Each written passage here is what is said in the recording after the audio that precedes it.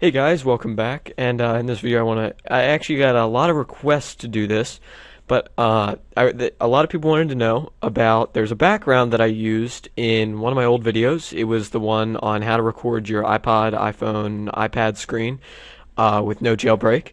And there was a background I used, which is the Mac-looking Windows background. And a lot of people asked how I made that. So in this video, I'm going to show you guys how to do that. So the first thing you're going to need to get is GIMP 2.6. So you can go to gimp.org. I actually have to download it while we're here.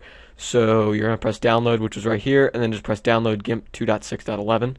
And I'm going to let that download. And yes, I do use Photoshop, but for this, it's a lot easier to use GIMP, I think. Some people think Photoshop's easier, but I learned how to do this on GIMP, so I know how to do it a lot better. So there's no reason on trying to do it on Photoshop when I can do it in GIMP, probably in my sleep. So it's got 26 seconds remaining, and I'm just going to walk you guys through the installation, just because a lot of people tend to have trouble with installations, and I get a lot of complaints like, why don't you show us the installation and stuff like that. So, for all you trollers out there, here you go.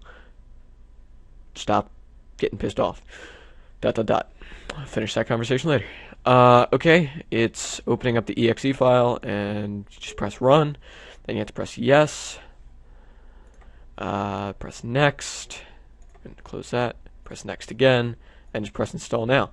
So if you trolls out there couldn't figure that out, well, then you have to go back to the first grade and learn how to read, because there were 3 things you had to press, which was the easiest thing. So, that being said, it has just finished, and I'm going to launch GIMP. Now that you have GIMP, what you're going to have to do is, I know this says it'll take a while, and it normally does, because it's got to install all the stuff and make sure it's all there. You're going to want to go to Google and type in Apple Aurora wallpaper. I think I spelled Aurora wrong. Yep. And then once you're there, just go to images, and you're going to want to press large on this left hand side, and it looks like the 4th one. Yep. And I always just press full size, and it's not there. So let's try this one. Yep, that'll work. So just right click and press save image as, pictures, and I'm just going to save it right there. Let that download. Okay, and then you're going to have to type in, I guess Windows symbol would work. Yep, that'll work.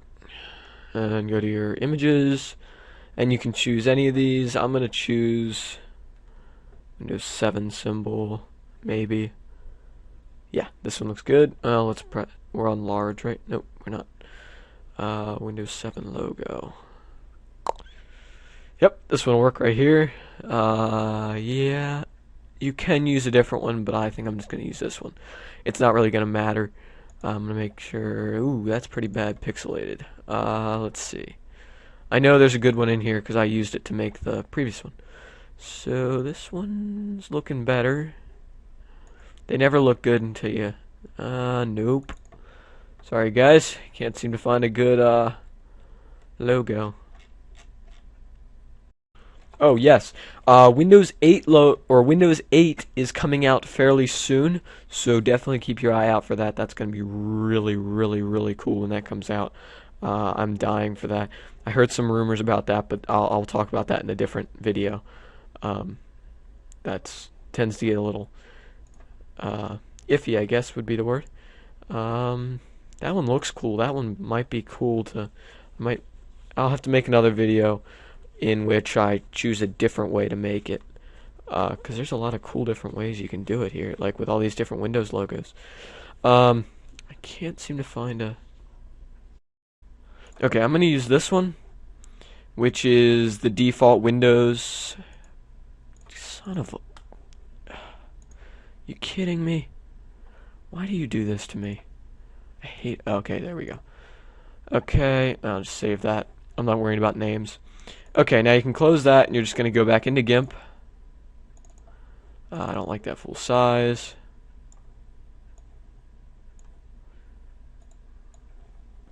Okay, now since there's no layers panel, you're going to click this little tab right here, go to add tab and click layers. So now you can switch between your tools and your layers. Okay, so first thing you're going to do, you're going to go to new or file, open, and you're just going to open, where is it, pictures, and Aurora in space. We'll convert it so that it fits perfectly, and then you're just going to go to file, open again, and you're going to do whatever you named your Windows one as. Maybe. Hello? Oh, right. Okay, so let's see. Open as layers. I'm sorry for the Windows one. I haven't used GIMP in a while, to be honest. Okay, so then what you're going to do is you're just going to select, well, you're going to want to deselect your Aurora background. You're going to want to take your rectangular marquee tool and select a part that you don't need anymore. Select it and press delete. And actually what you can do is right click on this and click add alpha channel. So now when you delete it, it makes it invisible.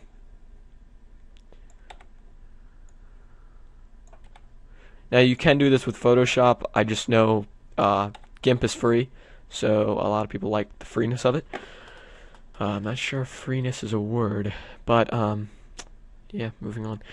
Then what you're going to want to use is your lasso tool. You're going to want to zoom in.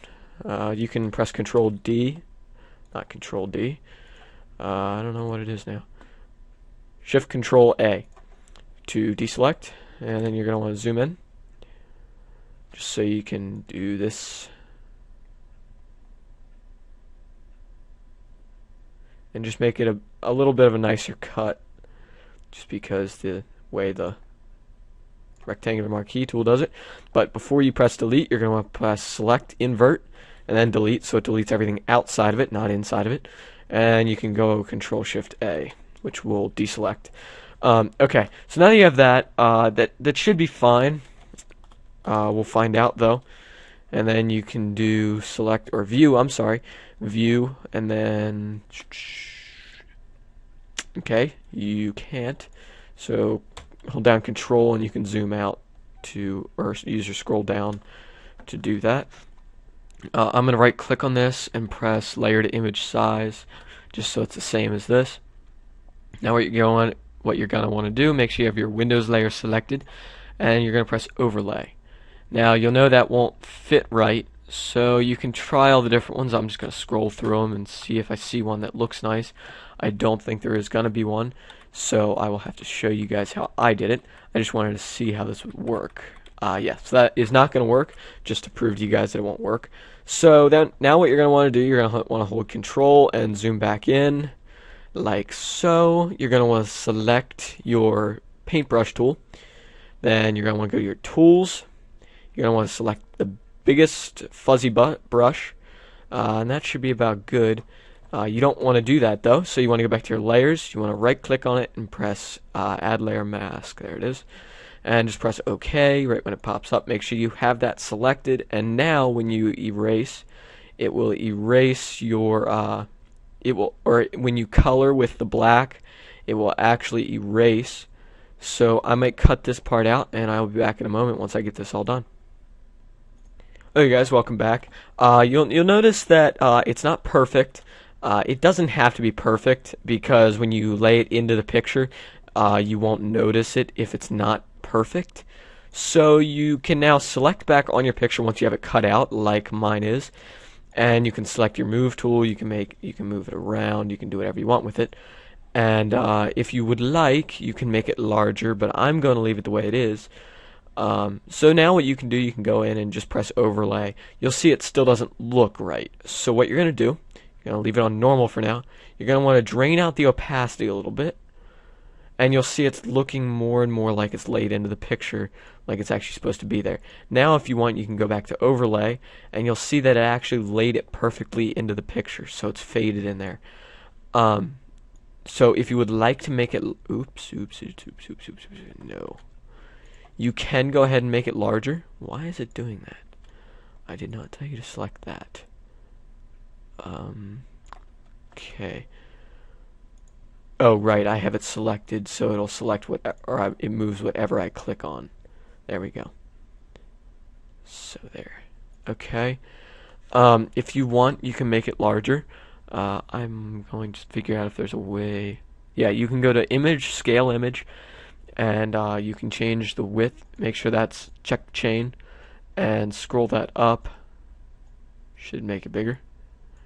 Nope, I'm selected on the wrong image.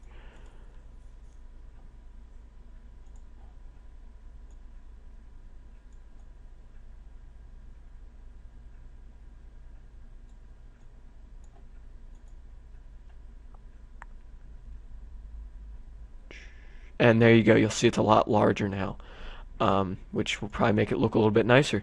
So there you go. That's how you make my one old background. And I thank you for watching, and I will see you guys all next time. Thanks.